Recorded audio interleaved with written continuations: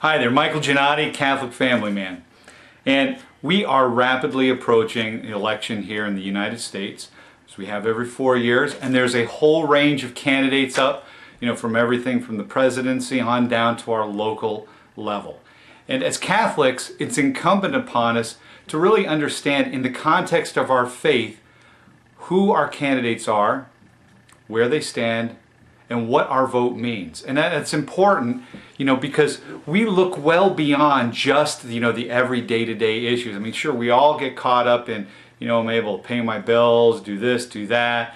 Oh my goodness, we're going to have too many taxes, too little taxes. What does all this mean? But as Catholics, I think the bishops, in their document on forming a conscience for faithful citizenship, put it very well. And it's a great document. It was put out actually a number of years ago, and it gets reprinted each year. And it was written not directed at any individual candidate. Obviously, it was done several years ago, but with an eye towards how Catholics should be looking at what they do in voting. And this is important because, as they said, and I just want to quick quote this and then go into my own words. In the very final section of the document, and section 89, it says, "As Catholics, we are led to raise questions for political life other than, are you better off than you were 2 or 4 years ago? Our focus is not on party affiliation, ideology, economics, or even competence and capacity to perform duties, as important as these issues are." They recognize those are super important things, but that's not our primary focus. It should be an area of focus, but not our primary. Rather, we, Catholics, Christians, focus on what protects or threatens human life and dignity. We look at the most basic of all issues, right, in light of our faith, because some things transcend mere economics. Catholic teaching challenges voters and candidates, citizens and elected officials to consider the moral and ethical dimensions of public policy issues. In light of ethical principles, we bishops offer the following policy goals that we hope will guide Catholics as they form their consciences and reflect on the moral dimensions of their public choices. Not all issues are equal. These 10 goals address matters of different moral weight and urgency. Some involve matters of intrinsic evil that can never be supported. Others involve affirmative obligations to seek the common good. These and similar goals can help voters and candidates act on ethical principles rather than particular interests and partisan allegiances. We hope Catholics will ask candidates how they intend to help our nation pursue these important goals. So they lay out 10 issues, and as they said, and this is critical, right? Not all issues have equal weight. There are ones that we call intrinsically evil. For example, the first issue that they hold up, the basic bar which a candidate has to meet, or at least move the needle towards, is the right to life.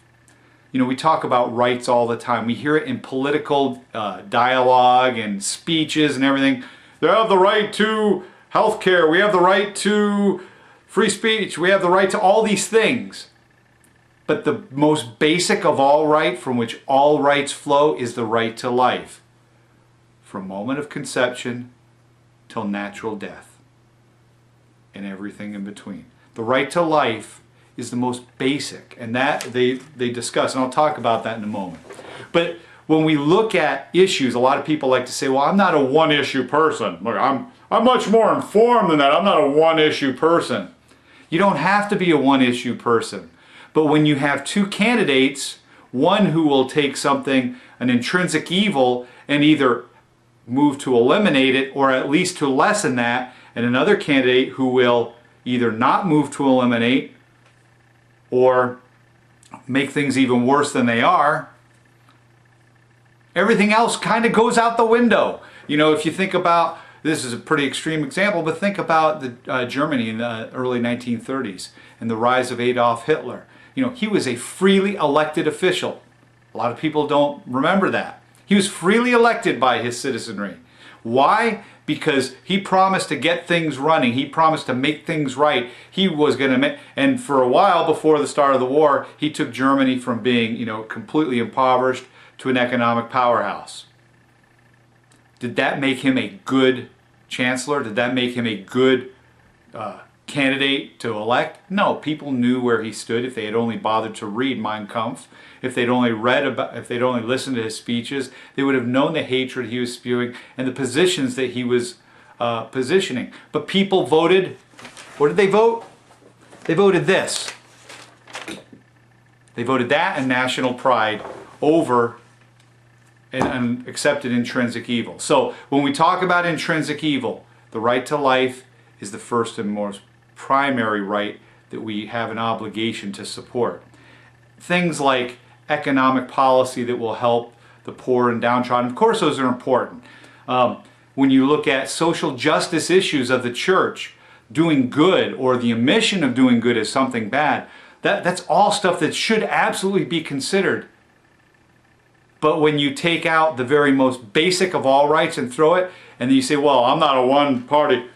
I know this person stands for, unrestricted abortion, the ability to perform late-term abortions, partial birth abortion, whereby they take a child and will induce labor, pull it out by its legs. This is what partial birth abortion is, folks.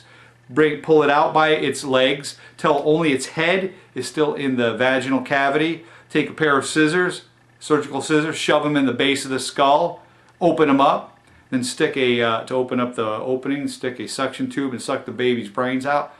If you think that's just one issue amongst many, God have mercy on your soul. The bishops are very clear on this. Bishop Chaput, our local new bishop here in Philadelphia, who's been a strong advocate of being an informed citizenry and understanding your rights and your obligations morally as a Catholic, put it very clearly recently. He stated that if you had two candidates, both of whom are faulty, and a great example is our presidential election. We don't have perfect candidates. We don't. And there are a wide range of issues. But when you have a candidate who wants to move it towards even more accessibility to abortion across all terms, and even those children who survive an abortion, if you haven't seen October Baby, see it, true story. There's numerous other occasions like that. And we have an individual, a candidate, who has publicly and legislatively advocated that children who survive an abortion should be terminated.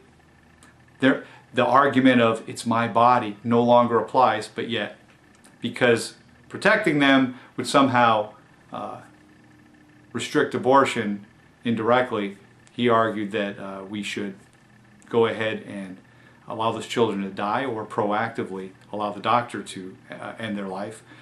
When you have that, and you have another candidate who's imperfect, who's not, the Catholic ideal for pro-life, but who will move the needle another way, then as a Catholic, what the Church teaches is you have a clear moral obligation not to vote your wallet, but to vote against the intrinsic evil. And if you vote for the intrinsic evil, you are thereby, just like if in a court of law, what do we call that?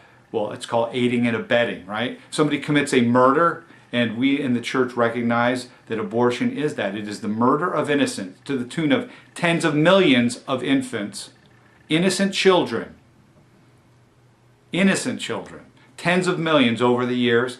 If you vote for a candidate who supports that and will move it more towards that, then you are morally culpable and you are in a state of grave moral sin. In other words, your very soul is at risk.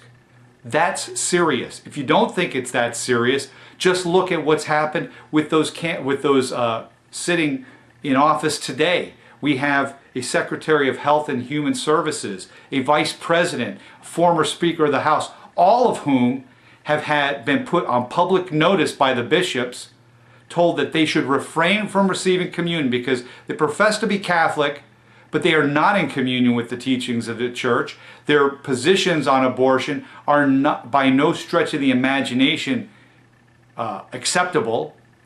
And their position saying, well, I keep my faith separate from my politics. That's not acceptable. If it's evil, it's evil. Murder is murder. And the church has told them that they should be refraining from accepting communion. And if they do accept it, that's even putting them in a state of more grave moral sin. So if you want to side with that, you have to understand that as a Catholic, you are not in communion with your own church. It's pretty simple. Now, there are numerous other issues. I highly recommend you take a look at the document. You can, if you want to just keep it simple and look at what the church says about specific issues, just skip on. Section 89 on covers the 10 basics, right? Starting with the right to life and then moving on down from the moral and from the intrinsic evil positions to those around social justice. If you have two candidates who have the same position around an intrinsic evil, then you move on and you move on and you look for those things that we need to be cognizant as Catholics. We need to advocate for the poor. We need to advocate for social justice. But first and foremost, the right to life is prime. It has primacy over all other issues. And that's what the church teaches. So with that, keep that in mind as you head to the polls. Many more things we could talk about here, but that's one that seems in this election to have gone by the wayside. And according to our own church, it is the most important of all issues. With that, this is Mike Giannotti at CatholicFamilyMan.com, bidding you have a great day. Take care, and God bless.